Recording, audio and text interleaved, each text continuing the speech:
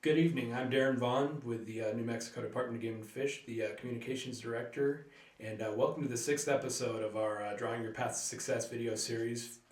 I'm here tonight with Tony Opatz, our pronghorn biologist, and we've got a lot of interesting things to go over regarding pronghorn hunting here in 2023-2024. Before we get started, I just wanted to remind you all of some deadlines that we've got coming up. The deadline for the overall deadline for applications is March 22nd for the big game draw, and also to get your harvest reports for deer, elk, pronghorn, and turkey. If you don't get those harvest reports in, all of your draw applications will be rejected, and obviously nobody wants that to happen. So make sure that you get those in. If you're interested in some incentives for early application, the deadline for that is March 15th. If you can get your applications in by that date, you are eligible for some incentives. So get those in if you're interested. The harvest report deadline for Barbary, ibex, oryx, and javelina, and also for any trapper license holders is April 7th. Check out our magazine website at magazine.wildlife.state.nm.us for hunt forecasts for all of the big game species.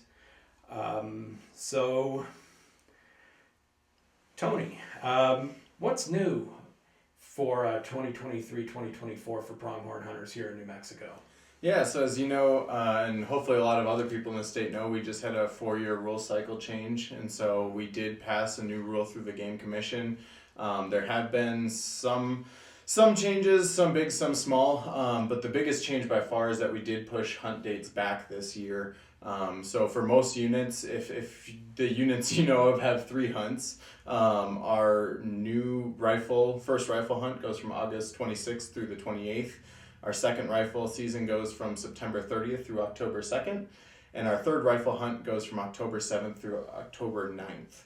And so, as most of you are probably aware from hunting in previous years, those were in August, and we pushed a lot of those dates back to help alleviate hunters from some of the heat and to align more with biological processes that pronghorn are going through during their year and through their breeding process. So that's been pushed back. That's a really big change. Make sure to check your units to see what seasons are there because those have slid back.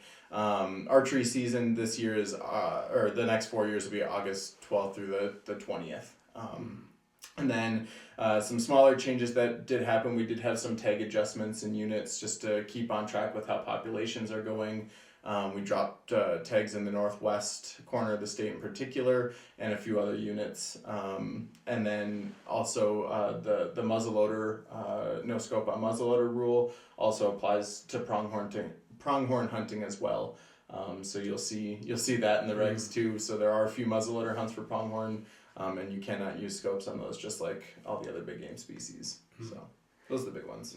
And just a reminder, all of those are printed in our rules and information booklet. You can find that online or at our area offices or at various vendors throughout the state. So pick up your copy of the rules and information booklet and check that out. So this past week, you and I were among a group that was out trapping some pronghorn out near Wagon Mound, and relocated them to the department's new property out at the L Bar. What was the primary reason for that process? And tell me a little bit about how the department conducts these kind of relocations and what takes place during these projects. Yeah, so the department's been trapping pronghorn in the state for a very long time. It's been well over 50 years that we've been using this method, and we've kind of tested it and worked out a lot of kinks. And now we're to the point where we can move, usually between 50 and 150 pronghorn at one time through a trap design. It's a funnel. With a couple of wing fences, and we all know pronghorn don't like crossing fences, so we have a couple fences set up, and we'll funnel pronghorn in large herds with a helicopter into that funnel and push them down into a large corral that we've built out of big 10-12 foot fencing and some tarps, and we funnel all those animals into one area and push them through the other side, and we can get hands on every single animal, affix collars on them so we can get GPS locations from these animals we're moving, and make sure that the animals that we're planning on moving are all in good health and can make that journey to the release site. So we do these translocations periodically. Usually it's when a landowner comes to us and says that they have too many pronghorn and they want to remove them from that area, and then we work together to get this trap site built up, and we'll move animals throughout the state. Sometimes we've exchanged them with Mexico or other states around us. Some Native American nations have also come to us and asked us for pronghorn to be moved to their lands as well. And we've worked with a lot of other areas to do it. And this year we felt that the newly acquired Elbar property over by Mount Taylor and the Marquez would be a good site to focus on reestablishing a pronghorn population. There's still some remnants of old populations that are in the area. I think Laguna has a few on there, and other landowners in that area, but we really want to give a kickstart to that population and help it produce up to its full potential again. And so we moved 77 animals this last week out there. Pretty impressive. And how is the pronghorn population? How does it stand in New Mexico right now? Is it increasing, decreasing, steady? Yeah, so right now we're at about 64,000 animals, and that's from our last summer's surveys.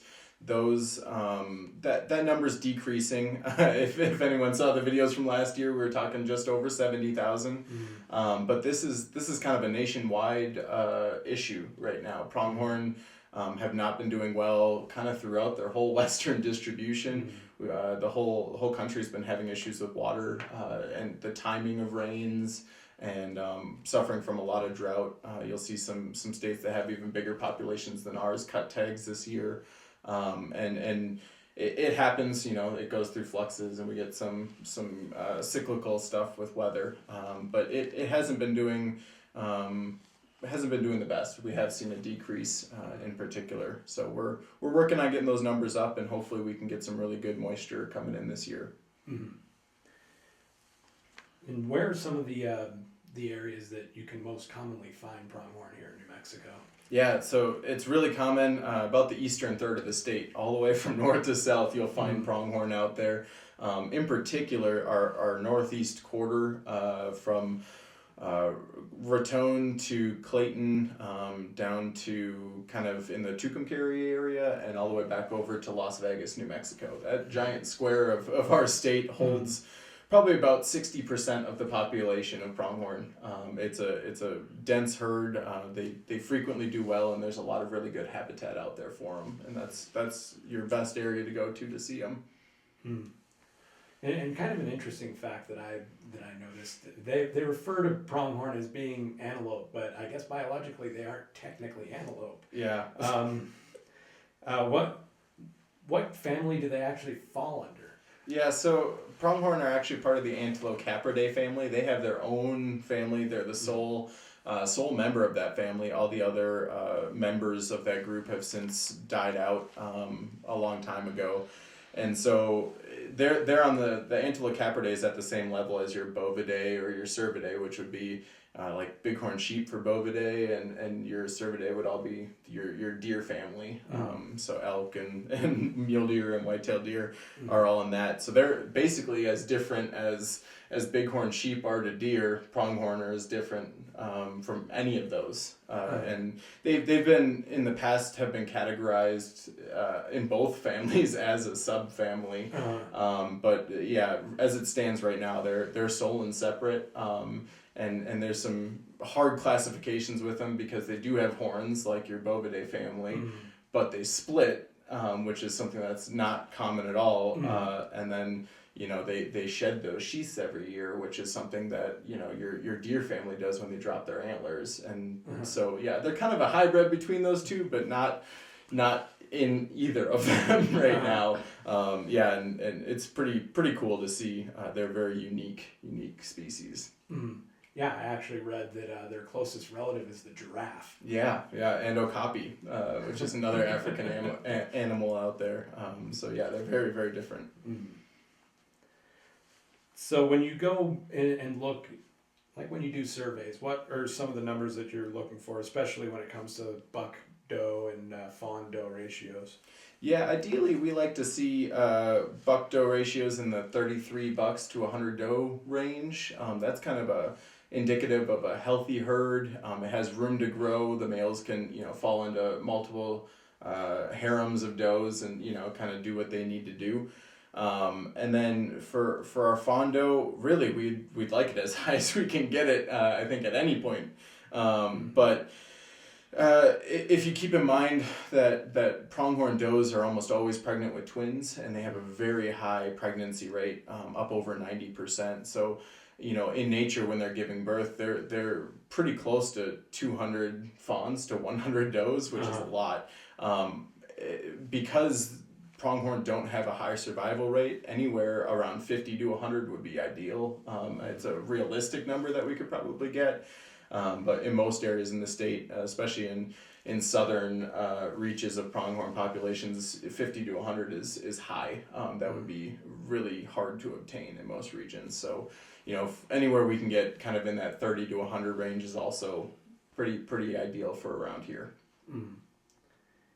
And what are some of the factors that typically affect pronghorn populations? And you mentioned the rains and things like that. Is it too early to see what the long-lasting effects of, say, last year's monsoon season are? Yeah, so those kind of two questions. The first one, factors that affect those pronghorn populations, drought is huge. It drives a lot of survival in this state, not just with pronghorn, but with most big game and small game. That rainfall really has a big impact, and the timing of that rainfall has a big impact on these individuals. We see issues with roads and fencing, loss of habitat or perceived loss of habitat where they think they can't get to that next pasture because they see, a road or a fence in the way and they don't want to cross it. We also see, new developments of homes popping up in areas that used to be occupied by pronghorn. And so all of those are really big impacts. We also have predator populations that do eat fawns for pronghorn, and that impacts it as well. Mm-hmm. I think you can see effects from last year's monsoon. I think it affected a lot of populations, but for pronghorn, the timing on it just wasn't right last year. Ideally, we like to see those rains, and it's early for monsoons in New Mexico, but we like to see those rains right around March and April. And that gives enough time for the forbs that pronghorn primarily eat. It makes up about 80% of their diet. It gives those forbs time to grow up and reach a point to where pronghorn can see them and eat them. And that helps build a good nutritional plane for the females that are giving birth to the fawns in June or so. And so last year we had good monsoon rains, but they came much closer to June and July. Right. And by that point, the moms are so energetically deprived trying to produce milk for these fawns, and they don't have much food to get them to produce that milk. And when the fawns hit the ground, the moms are at a real low state. And we've been seeing that probably for the last 3 or 4 years in New Mexico. Mm-hmm. So back to the surveys. What is it that the department is looking for when you do these surveys, and when do you typically do them? Yeah, so we start our surveys right around the 1st of July every year, give or take a couple days, and we usually wrap up right around the end of July. We don't want to fly our surveys when people are hunting, especially for the species we're surveying. So we try to slide them into that 1 month of July. And we usually survey about a third of the state. So it's a large area. We spend a lot of hours in that plane every year. And when we're flying, we're doing a method where we're looking out the window and we're assessing how far animals are from the plane, and it allows us to get an idea of densities of the animals on the landscape, so we can get an idea and extrapolate that to a larger area like a whole GMU. And then we also are looking at bucks, does, and fawn numbers out of those groups. And so when we're flying, we fly about 200 feet, and we fly down that low, and in the couple of seconds you have to look at a herd and stay along with it, you're looking for total number of animals, the number of animals with a black cheek patch for the males, and some of them are young enough that it's very difficult to see. And then we're also counting the number of fawns in that group, and looking at how many fawns survived to that point, right before hunting season. And all of those numbers help us calculate the sex ratios, the buck-to-doe, fawn-to-doe ratios, and that also helps us calculate how many animals are in a certain area, the density of those animals. And we put all those together to help come up with all of the numbers that we use to set licenses at. And assess herd health, I guess, too. And as far as population management, how valuable are those harvest reports? They're extremely, extremely important. And I would encourage everyone who hunts, even if you don't have to turn in a harvest report to do it, every little bit of that information helps us assess. We can keep track of the animal side of things from our surveys, but I can't keep track of the hunter side of things unless they tell us where they're getting to. And so that helps us determine whether hunting success is good or bad in a unit. We might be seeing one thing from the air, but if people aren't able to hunt them, maybe those animals are moving off of that range in the fall period versus the summer when we survey.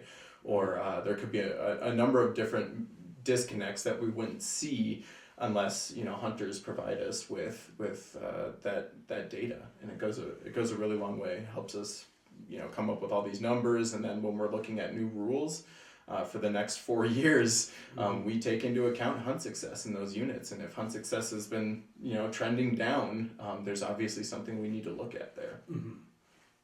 So do you have any tips for people who are planning to apply for a pronghorn hunt in this year's draw? And how can people increase their odds of actually drawing? Because I know that a lot of people go for the most popular hunts and then wonder why they haven't drawn for several years. Yeah, it happens every year. I get a lot of phone calls about people putting in for units with 5 tags and not drawing those hunts. I'd say first and foremost, look at that draw odds report. The department puts it out every year for a reason. It's to help hunters, kind of figure out what's going on. And then in the rule and information booklet, when you look inside of it, you can see the number of tags that are going to each hunt inside of a unit. And obviously the more tags that we're giving out, the better odds you have of drawing. And so keep that in mind when you're looking at some of these units. If it's a 10 tag unit, it's pretty hard to draw a tag every year or even every 10 years on some of those. So take a look, see how many people are applying for those tags, and weigh it against how many tags we're issuing in that unit. And it'll go a long ways. You really can't be afraid to explore new parts of the state. There's pronghorn throughout most of New Mexico. And it always helps to explore a new location and figure out a new herd and learn more about pronghorn hunting in general. And that'll help you a lot. And then the other alternative is use a weapon type that you aren't used to. A lot of people put in for rifle hunts. It's the classic way to Western hunt, and archery hunting can be a serious challenge when you're hunting pronghorn. But there are a lot of archery tags in units, and so you can weigh that your odds of success against actually drawing a tag and getting that opportunity to go out and chase the animal that you want to hunt. It's a lot of different elements, but yeah, keeping track of all of those kind of help people get a good unit.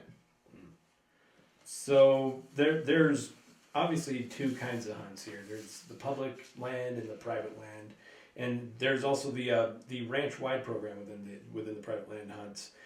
So how does that ranch-wide program work, and also how do the rules differ for private land pronghorn versus other big game species? Yeah, so our ranch-wide program is a program designed to kind of almost land swap some public and private hunts for individuals. Landowners will sign up to be enrolled in the program, and when they're enrolled, they'll be allowed to hunt their public lease land. So if they lease BLM, state or Forest Service land, they can take a number of tags that we negotiate as a department with them to hunt those public acres. And in exchange, the public can turn around and hunt all of their private deeded acreage. And so in addition to continuing to hunt that public land as always. And so those individuals that enroll in that program, we publish their ranches on our website every year.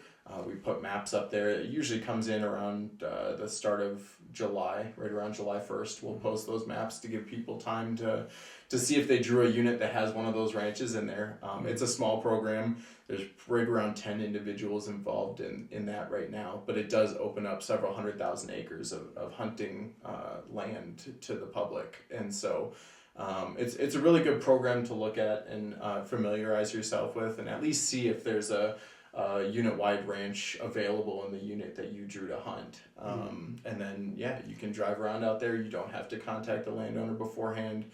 Just make sure you know those ranch boundaries, and as always, respect the property you're on, and leave it better than you found it. And then I believe your other question was about how it differs from other big game species. All in all, it's very similar to what we have for deer hunting in the state. Private lands over the counter, with those licenses and unlimited in all the units.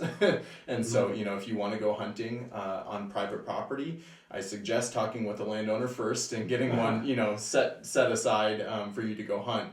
But the reality is you can walk in and purchase a private land tag over the counter, and then you'll select a GMU that you want to hunt in, and one of the hunt codes that corresponds with your hunt dates for that unit.